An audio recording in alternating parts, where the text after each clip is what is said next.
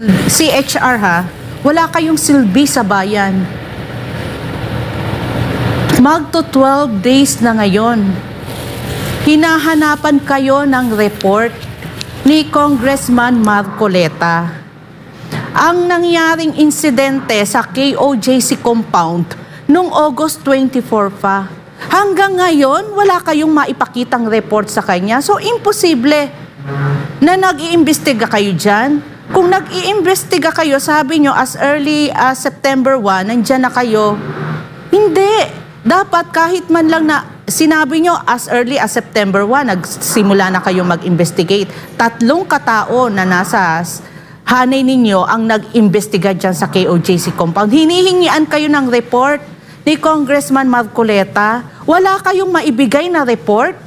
Sa isang araw lang na nangyari noong August 24, imposible na hindi nyo alam na marami ang nasaktan. Meron pang namatay. Para sa inyo, hindi yun makatarungan. Wala kayong silbi sa bayan, CHR.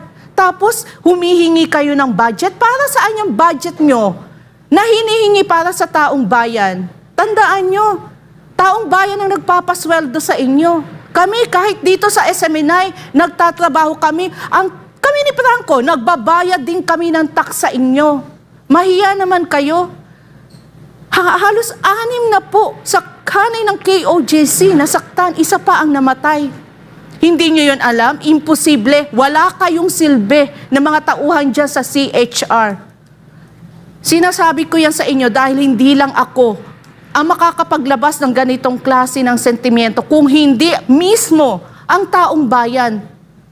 Dahil ang taong bayan, tanungin nyo, updated sila na patuloy na sumusubaybay sa SMNI News. Alam na alam nila ang kaganapan. Kahit magbalita ang mga mainstream media, kahit magsangkatutak na kasing dami, kasing batalyon ng kasinungalingan na ginagawa ni Torre, hindi nyo maano yung maluloko. Hindi nyo mapepeke ang taong bayan. Kasi sila mismo halos wala na ring tulog sa pagmomonitor dito sa SMNI dahil tanging SMNI na lang ang pinaniniwalaan nila at nagsasabi ng katotohanan. Buhay na buhay ang aming SMNI coverage. Akala nyo lang kayong mga pulis na nandyan sa KOJC compound, mas natutulog kayo. Sa totoo lang, mas nakakapagpahinga kayo dyan. Di ba makikita nga, meron nga dyan isang pulis na nag-vlog. Ano pangalan yung pulis na yun? Rolando. Parang proud siyang ipakita niya yung mga pulis na natutulog, na nakahiga sa loob ng KOJC compound. Ay syempre, sa totoo lang, sa Bisaya pa, sobra kayong ayahay. Komportable kayo talagang matutulog dyan sa KOJC compound kasi kahit kami, komportable talaga kami matutulog dyan miski sa ang damuhan. Bakit? Sobrang linis ng lugar. Kung alam nyo lang kung gano'n yung kabango at kalinis, masarap talagang humiga at matulog dyan. Ikaw namang pulis ka na nagbablog, kung titingnan mo naman parang kawawa yung mga pulis. No, hindi sila kawawa. Sobrang ayahay sa Bisaya. Samantala marami tayong kababayan dito sa Manila na nangangailangan ng rescuer kagaya yung mga pulis, humihingi ng tulong dahil ilan na ang namatay dahil sa baha na nagpapatuloy na bagyo na umiiral dito sa NCR, dito sa Maynila at sa iba pang bahagi ng Luzon. Pero kayo, tignan nyo, sarap-sarap ng tulog nyo.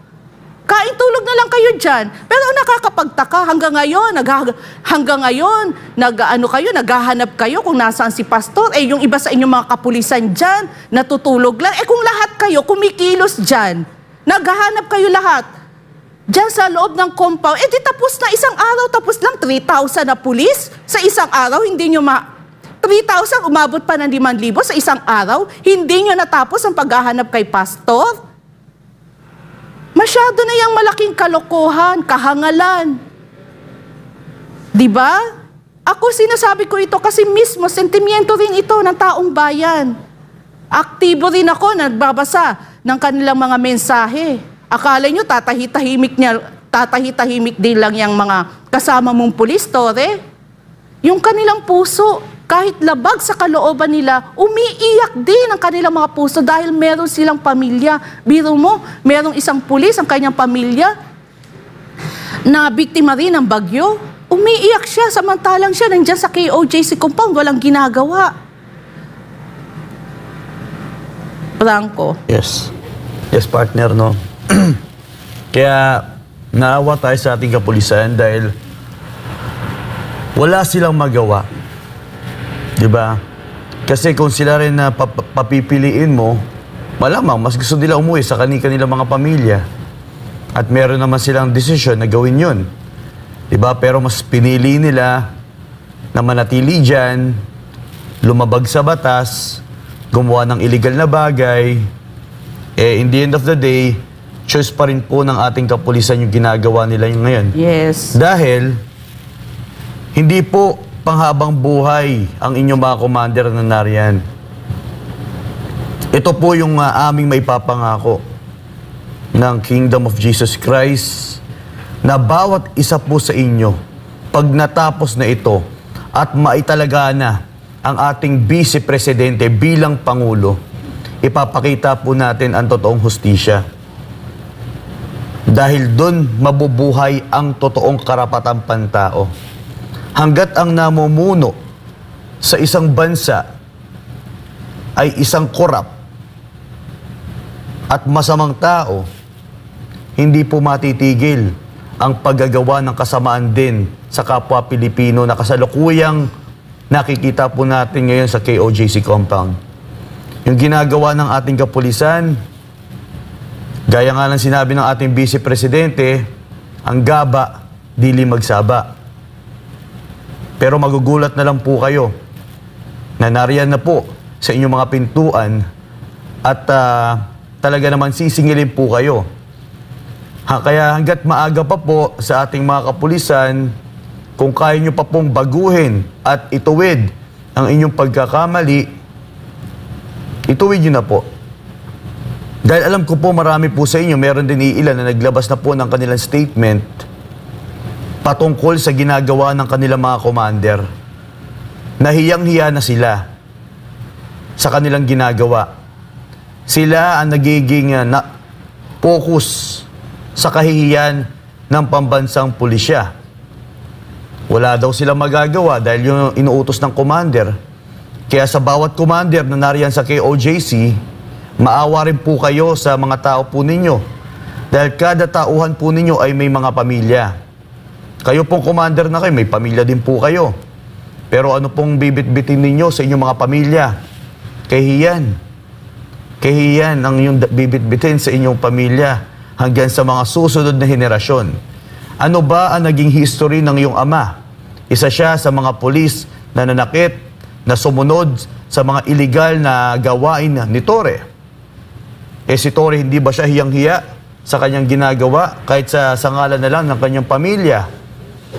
Kung ako, kahit ganyan yung ama ko, halos magpapatiwakal na ako sa kahihiyan. Dahil grabe-grabe na yung ginagawa sa ating mga misyonaryo dyan. Dahil hindi na dapat pang sundin kung alam mo ang utos ay sobra-sobra ng paglabag sa karapatan ng isang tao. At tayo'y nagpapasalamat dahil sa kabila ng iyong paggagawa ng kasamaan, ay di po kami pinapabayaan ng Diyos amang makapangyarihan dahil alam po natin, kahit kayo po mismo, may mga kapulisan po natin dyan, kayo po mismo ang saksi na kahit anong uri ng mga propaganda, ng mga operation, black operations laban sa KOJC, ay hindi po kayo nagwawagi. At bumabaliktad po ang iyong mga plano dahil nakikita po ng taong bayan ang katotohanan. Hindi po magsisinungaling ang mga kuha sa video. Kahit po paulit-ulit na magsinungaling si Torre, maglabas ng statement si Torre, maglabas ng statement si Marbil, maglabas ng statement si Fajardo na kababaing tao, maglabas ng statement si Pro 11 Spokes Del Rey. Naku po, hindi po ba kayo nahihiya sa inyong pamilya? Malamang kinukondena na rin kayo ng inyong pamilya. Malamang kinukondena na kayo ng inyong mga kamag-anak. Fajardo. Obviously, kinukondena na po kayo dahil sa kasinungalingan na inyong ginagawa. Kaya hanggat may oras pa po, Kaya nyo ba pong i-redeem ang inyong sarili sa kahihiyan na ginagawa ninyo sa Philippine National Police?